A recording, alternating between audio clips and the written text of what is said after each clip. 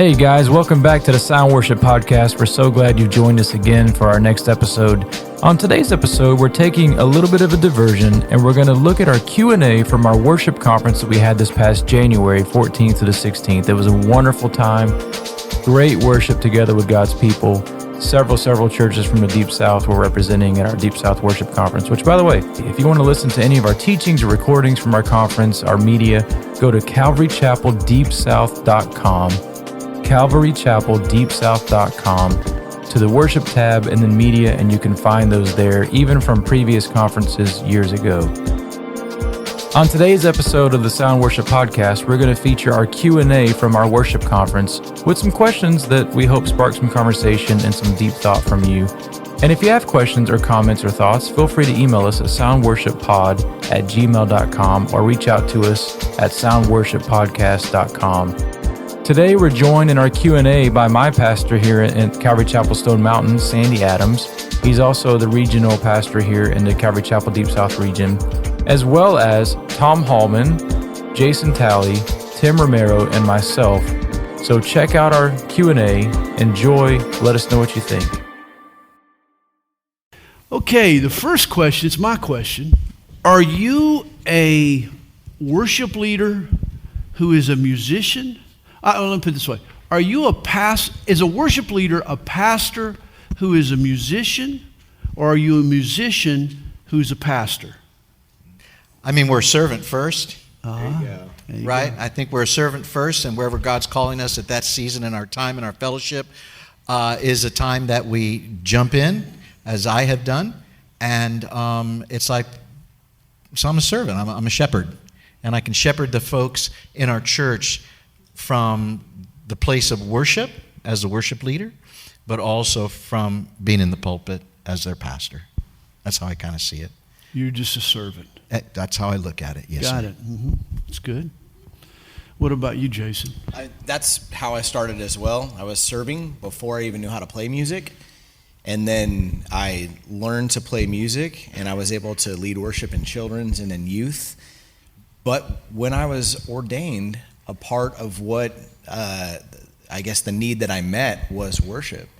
And so there's a part of leading worship and serving in that capacity that comes along with I was ordained for that need. So it's it's a little hard for me to define. I feel I guess in my spirit more of a wanting to shepherd before actually playing music, but then it's always been a part.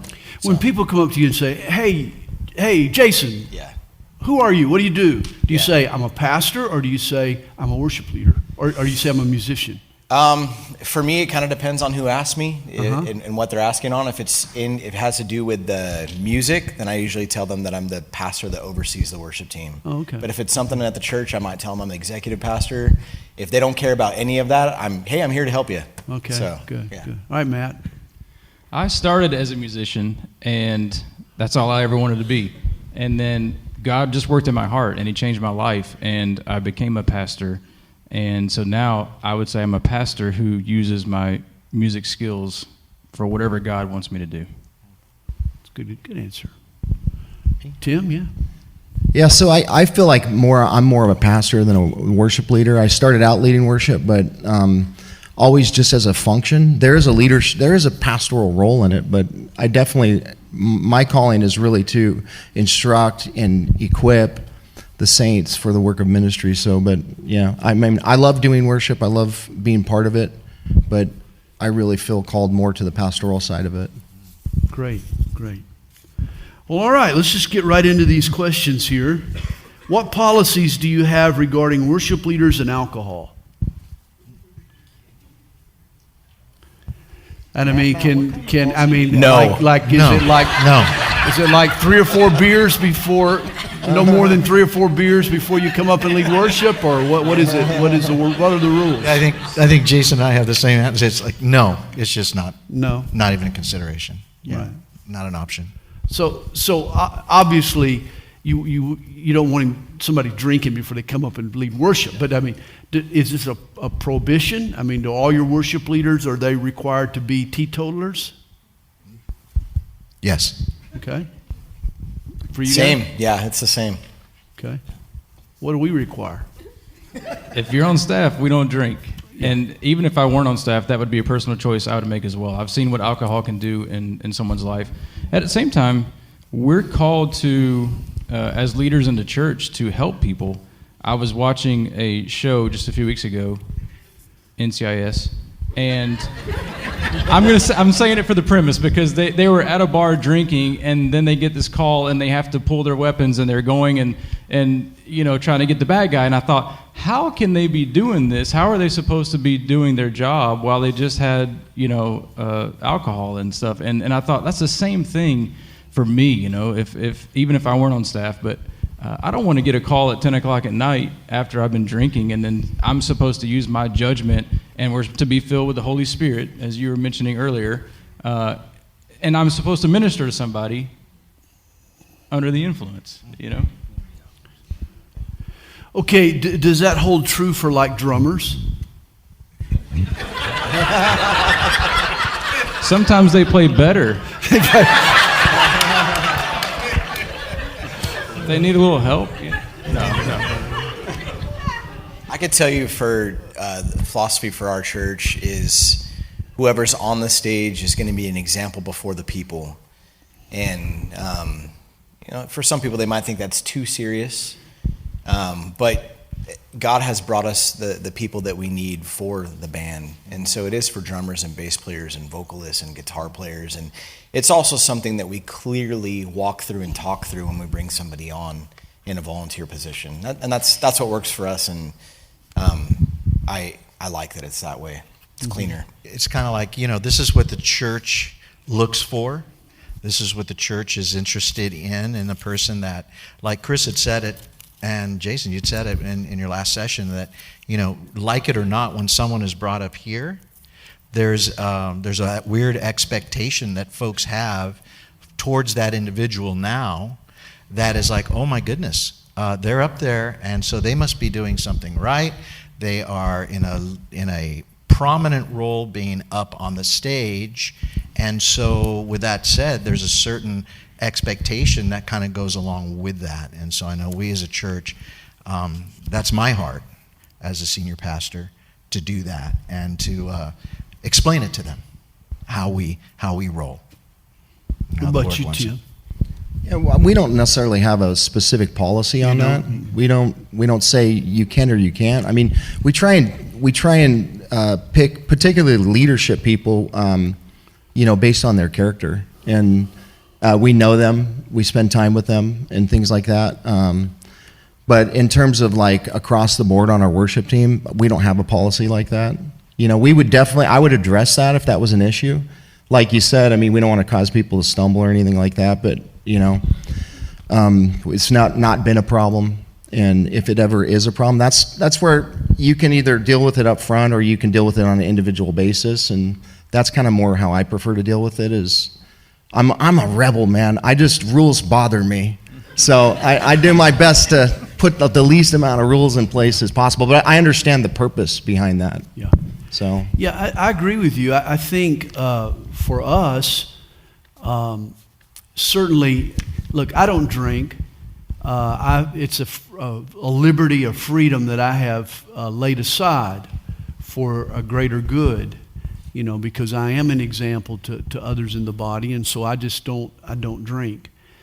But the Bible doesn't require total abstinence. I mean, the Bible gives people the freedom to drink in moderation, as long as they don't cause someone to stumble, and as long as they don't get drunk. And so I don't want to lay a burden on any of the worship team that God doesn't lay on them. And so we certainly wouldn't want someone to be on the worship team who had a drinking problem or who didn't drink in a responsible manner. But if there's someone on our team who's not a pastor and just wanting to serve, use their gift and serve in a special way, and their life is in order and their life is together, then we're not going to make a big deal about that. Agree, Matt? I agree. Yeah, good. Okay, some other things. How about some functional things here? Does your team use a click track? Someone also asked after your thing, what is a click track? A metronome, a timekeeper. And what app is best for that? Ask the drummer. We've actually we've changed 3 or 4 times in the last 6 months, and for the life of me, I can't remember I'll have to text him and get the one in case someone needs to know the one we're using. But yeah, we use a click track, a metronome, probably no less than 3/4 of the songs. I have a couple different drummers. One in particular, I give him the freedom to. I always want to start with the click track, so we start at the right tempo, but then to shut it off if need be, if we're going into a spontaneous moment or something like that, or we're just really off for whatever reason. Sometimes you don't realize it, but the song you just did was slower, the next one was faster, and it just feels like a really bad collision. And so he has a lot of wisdom on whether to shut it off or not, but we do use it quite a bit. I've also played with teams that don't use a metronome well, and I would just say if you're not using it well, don't use it. It can create more problems than help, but for me and for our current team, it helps quite a bit. So, great. We use a click track, and it's for the sole purpose, and I tell our guys this all the time, for the sole purpose of starting a song in the right tempo. You end a fast song, and then you go into a slow song, and you're still in upbeat mode, or vice versa. You're ending a slow song, and you're trying to get upbeat, and it just won't work. And so we always start together. It helps with transitions. When you got the little person in your ear saying, intro, 2, 3, 4, then everybody comes in, But hey, the moment we get off, I kill it. Sometimes my drummer says, why'd you kill it? I wanted to get us back on. And so sometimes it becomes a game depending on who's playing of, can we get back on track? And but it helps you stay together. But is it the way that everybody needs to do? No. I mean, if you're by yourself, it might be working for you not to use it. Okay, what multi-track tools should I use to learn and practice songs? Are there any tools? We use multitracks.com, and it has an integration in Planning Center, and so our band can go to Planning Center and see all the songs we're doing, the keys they're doing them in, and then they can just click on acoustic guitar, and it will play the song, and the acoustic guitar will be elevated in volume. They can learn the parts. Same with drums, same with bass. And so it's a very nice integration that we use. let him pay for all that stuff? You let him use that stuff? He may not know about it. Vernon. I charge it just to goes into Vernon Vortex. Can I get your guys' passcode to the...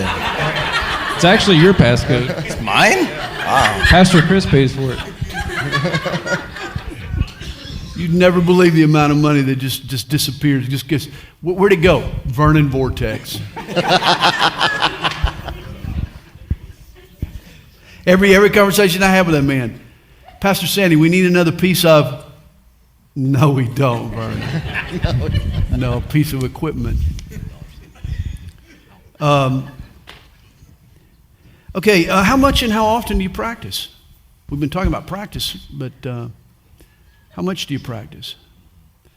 I mean, it's just practice, man. It's just practice. We don't call it practice. We call it rehearsal. But yeah.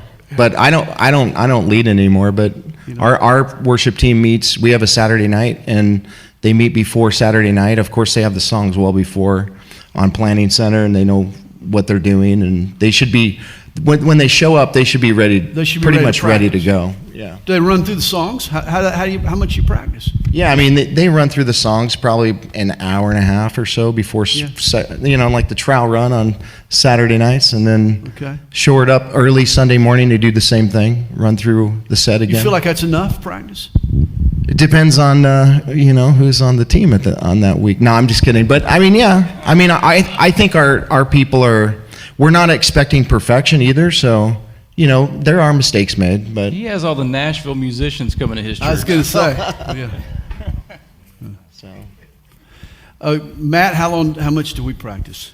So we rehearse on Sunday mornings, and what I mean by that is we're pulling it all together Sunday mornings. So I send the songs out throughout the week. It's usually a song pool that we've been working with. The expectation is that they practice at home, they know their parts, they show up on Sunday morning, we put it all together before our 2 services, because our week is really busy. We have something here at the church just about every night of the week, and which is one of the reasons we use multitracks.com, because it helps. That kind of acts as our software for rehearsal at home, and then we put it together on a Sunday morning. We'll have some extra practices at Easter and Christmas, and for newer songs, and just making sure that things are even tighter. But Tom? What we do is we practice on Tuesday evenings. Oh, you do? Tuesday evenings, which is good. We tried Monday. That was not a good fit for our church and the folks. So Tuesday evenings, and again, we send the songs out to the team a couple months ahead of time.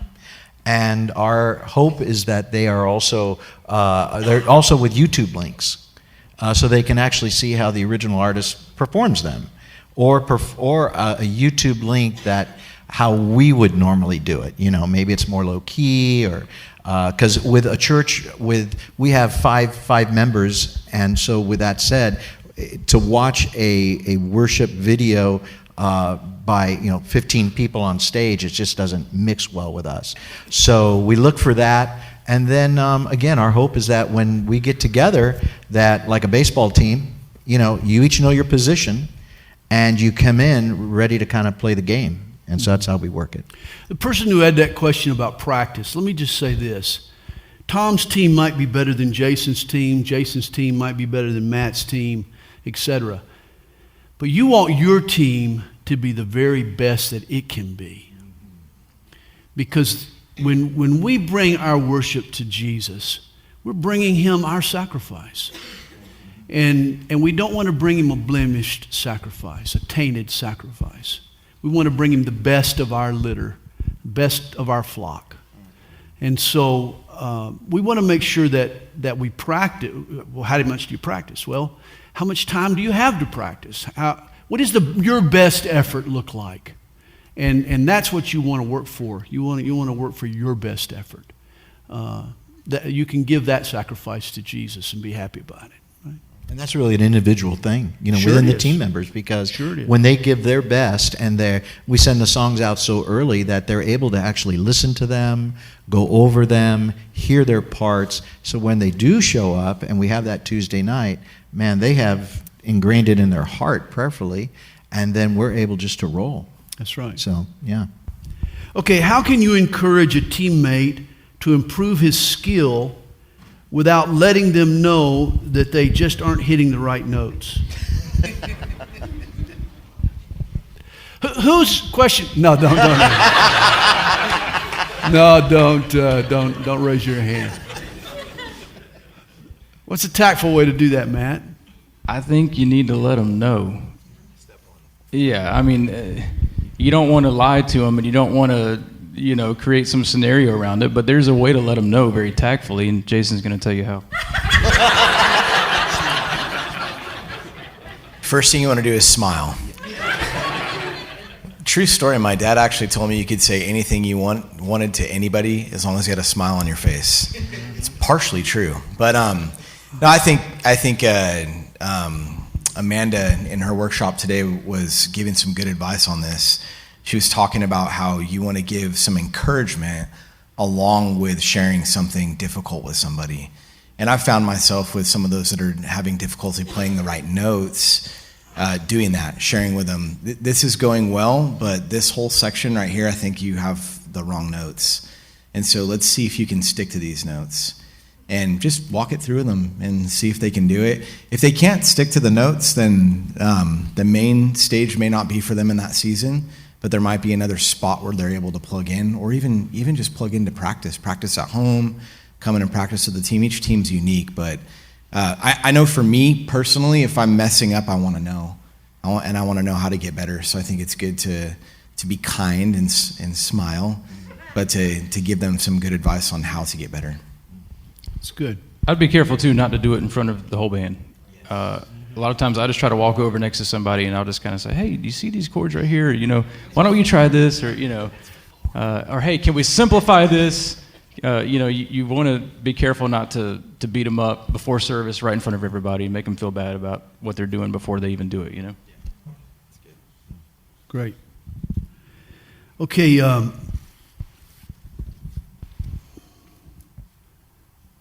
had one. How do you keep the team motivated and willing to take time and learn the music at home and not at rehearsal? I mean, how do you keep people doing that? Well, I guess we've talked about that a little bit, but people start taking things for granted. How do you keep people motivated?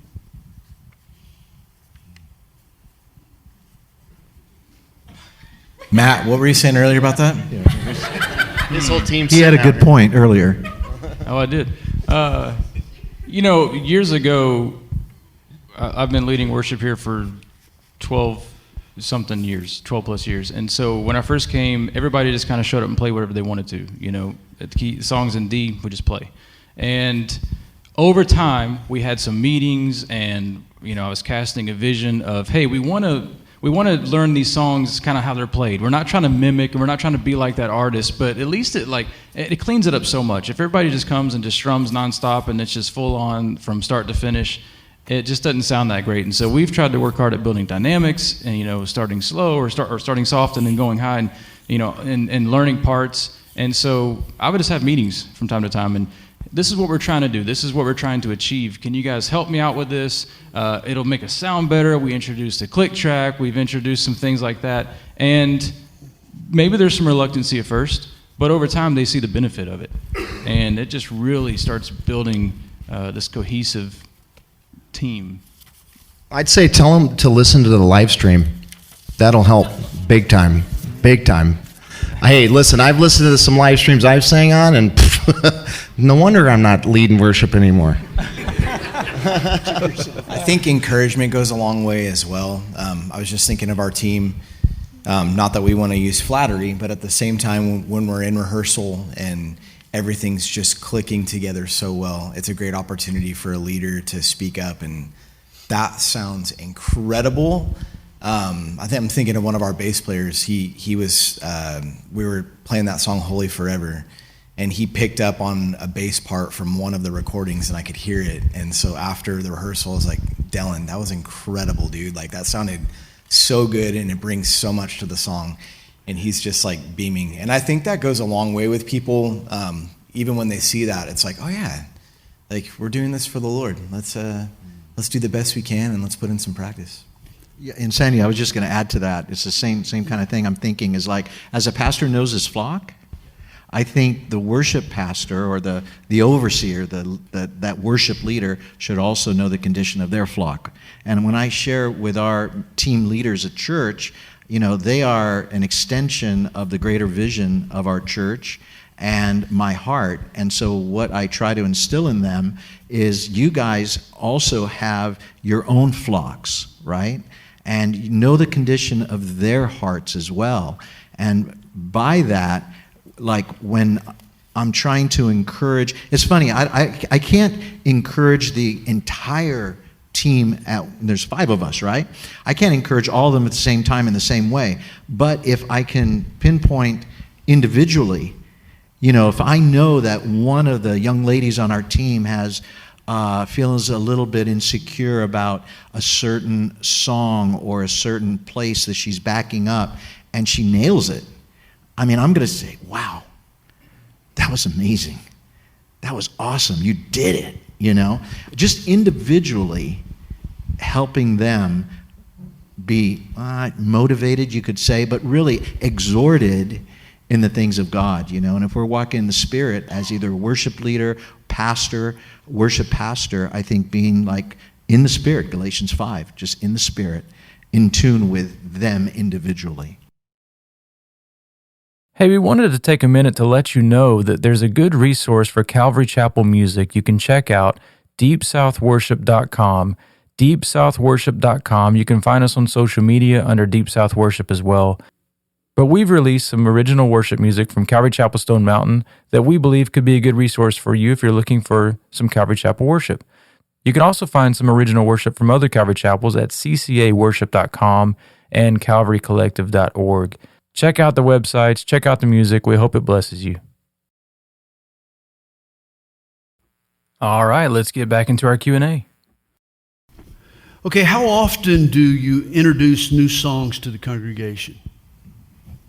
We don't have a set frequency. I think some seasons are busier than others in terms of trying to have the time to put together new songs, but I would just say we don't go a long time. So I think on average throughout the year we probably have at least one per month, but it might be a couple. And then there's seasons like during the... You only have like one new song a month? Is that all? Maybe two, maybe three, but at least one. Okay. Yeah, somewhere right in there. Okay. And then I'm thinking of like right before Easter, there's usually like 6 to 8 new ones that come every year. It's just a cycle that we're in. And we may not play them all at the same time because we want people to know what we're playing, but we seem to have a lot more in the spring into the summer. And then it happens again in the fall. There's a little more time in our schedule where there's more songs that come through. So. Okay. We add new songs all the time, like pretty frequently. What's that mean, every week? Probably one a week. We try it, like our set is usually 4 songs, and we say keep like 3 really well-known songs that people know and add one. If one, we have 3 different worship leaders, so they have the freedom to pick a newer song they want to bring in. But man, there's so many great songs out there. It's and you want to keep fairly current. I think it's important to do that. Okay. Why is it important? I just think that people. I think Chris said it earlier, people listen to the radio and there's songs that they really are clicking with and God has ministered into them, and bringing those songs in can really help, I think. Right. Okay. Matt? We probably introduce songs maybe once a month, 4 to 6 weeks, somewhere around that range. The Bible says sing a new song. A new song? More we than do that? it more often than that. Once a month? Oh, my. I do it as often as he tells me to. He's asleep. Every time he texts me a song, that's when we do it. So. Which goes to the next question here. What are your favorite sources for discovering new music? The senior pastor. That's not really far off. It's because not far off. The senior pastor is really the worship leader for the church. We've heard that many times, and I think it's really true. As the senior pastor has the vision and the heart for the church and knowing the flock, I think as I in a sense lead the worship team, but I rely on another individual to really know my heart, so that when he chooses the songs or we talk about things, it's like, wow, you know what? You knew my heart. You know what the flock is needed. You know what the people are searching for. And you know what? That's a great selection, kind of thing. So, I mean, we like doing sometimes some of the old Maranatha stuff, I mean, it's funny. We're kind of in that time period in our church to where the simple, and maybe it's because we're only like 5 people, right? But it's like the simplicity of some of that worship from that time is just so simple, and the people seem to just love it because they know it. Mm-hmm. And it's just really a blessing. Right.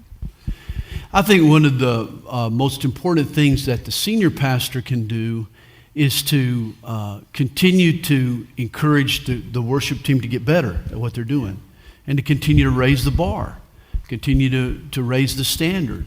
And I know Matt gets tired of it, but I'm always sort of nudging him to the next step. What else can we do? What else can happen here? What new combinations would you like can we do, and so forth. And one of the things I'm excited about this coming year, I realize that Matt's got small kids at home. He works all day, every day of the week.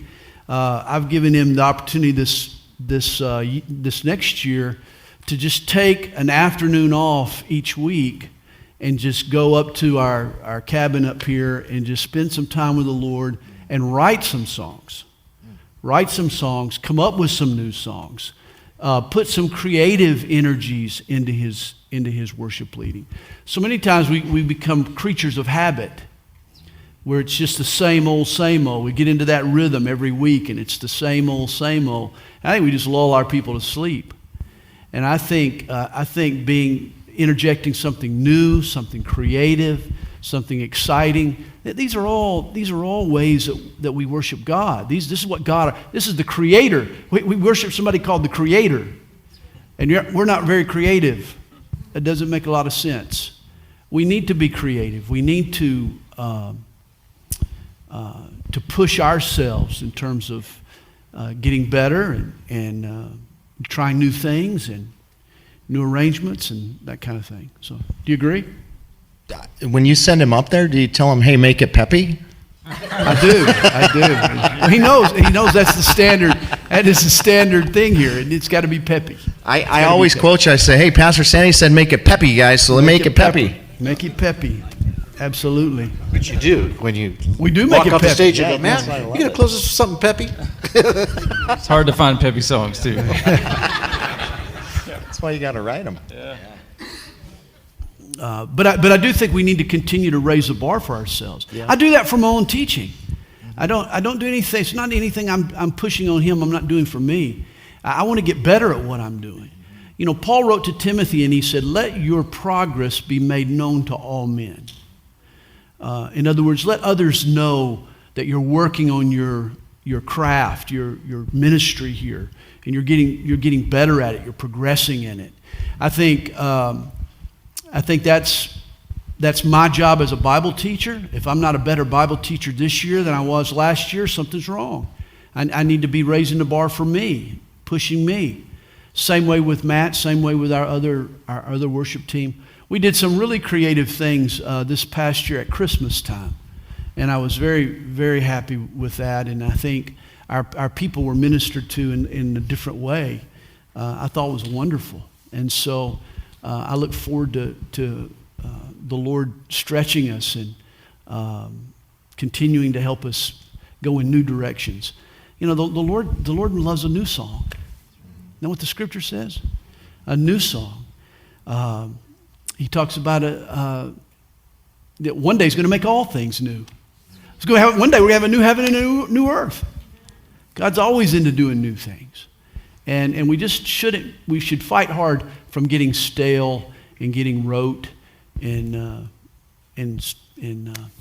stuck in the mud. And when we stumble on the new things, His mercies are new. Absolutely. Right? His mercies are new. The next day. That's right. I think that has to be modeled, like you said. I mean, I think that's my same attitude. Is I want to grow, as a better communicator, a pastor, Bible teacher, and I expect that for our worship team as well. Like, they need to continue to grow. I mean, and people are in different places. Some people are, they're just volunteers, so they don't have as much time. But I think that should be the attitude, because it's ultimately for God. I mean, absolutely. And see, here's the caveat. You don't do this because if you become a better teacher, more people are going to come to your church. That may or may not be the case. I mean, I've heard Bible teachers that I wouldn't walk across the street to hear them teach, but their church is packed every Sunday morning. I mean, to me, it's no rhyme or reason. I mean, no, I'm serious. I mean, just because you can become a better Bible teacher, it doesn't necessarily mean there's going to be more people in the church.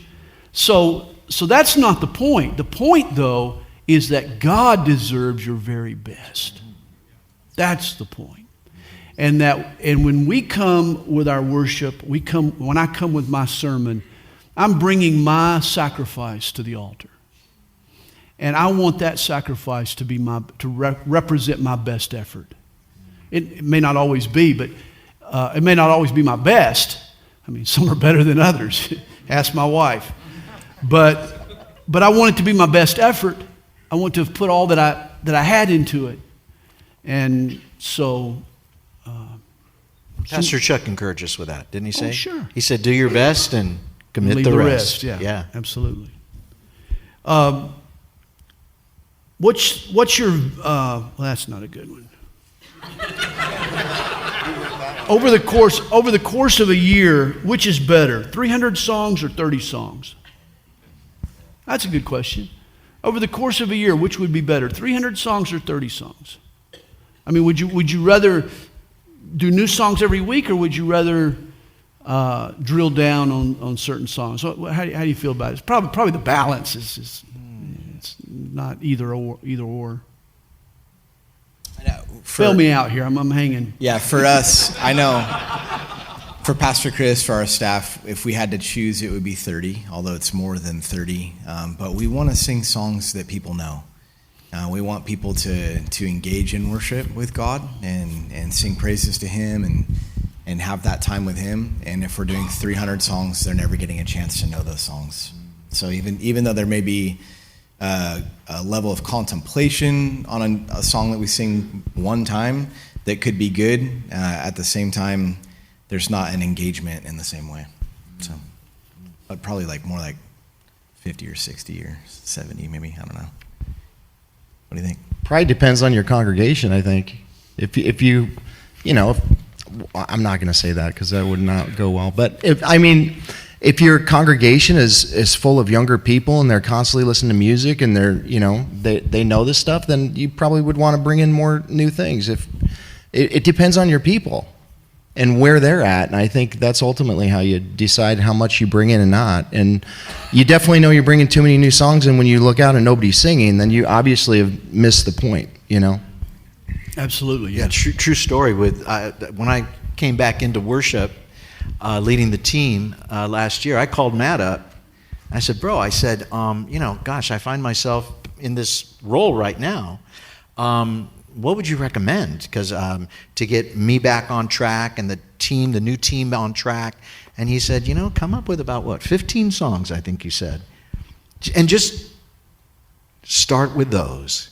Just start with 15 songs, and it was for a period of time to where the congregation got, understood us, what we were singing, and then it worked out great. It worked out great. So that's wonderful. Yeah. Praise Glad to hear that. Yeah, it did. I never told you. It did work out. We got a couple of questions here about how to build unity within the group.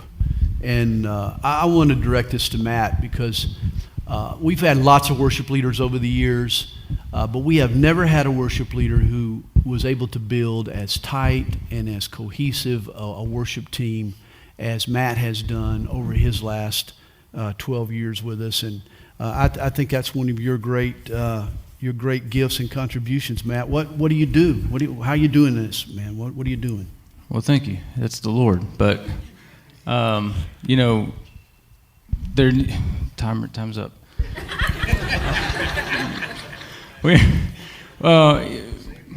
When we recruit new members, I lay out some standards for the worship team, and do you have a heart for God? We're looking for hearts for God who want to serve Him and please Him and not get up here and do their own thing. And so I think it starts with bringing them on, with the right mindset, the right heart.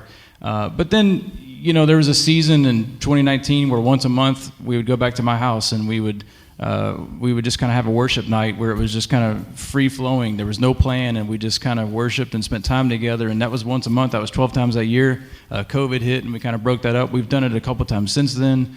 But we're just in communication with each other a lot too, and we hang out. And Allie has a group of girls that she meets with a lot, and working with the girls and the vocalists, and we work at it, and we get to know each other, and we spend time with each other, and casting a vision. You're giving me a vision, I'm giving them a vision, and great. Yeah, good.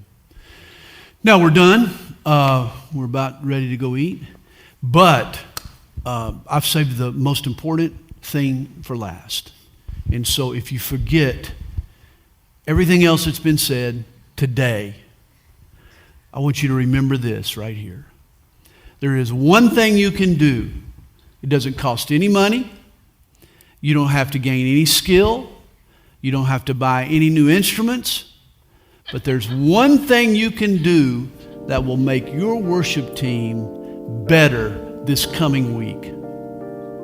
Smile. Just smile.